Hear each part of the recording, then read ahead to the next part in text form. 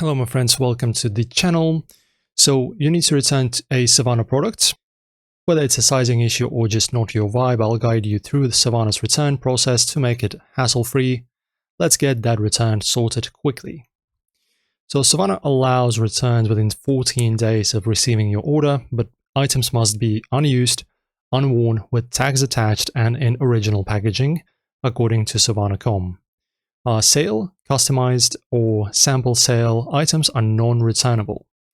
Log into your account at the Savana, go to orders and review your purchase to confirm it's eligible. So as you can see, you need to go to your orders, view more, and there will be your order. As you can see, I'm just not signed in. Double check the 14-day window.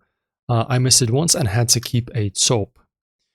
In your account, navigate to orders, select the item and click request return. Fill out the reason for return and submit as outlined on Savana.com.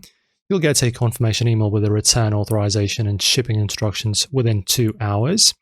If COD, contact customer service to confirm pickup, especially in tier 1 cities where it's faster.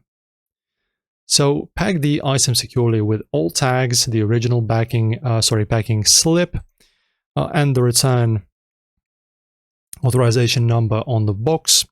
Use a trackable courier like Delivery or Express.Bees, Savana's partners, to avoid delays.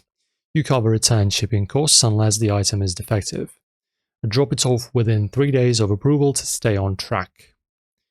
Refund process within 2 hours of pickup to your original payments or Savana wallet, minus shipping. Track your return via the courier's link. So if you have any questions, share them below, like and subscribe, guys, to support our channel, and I will see you in the next one.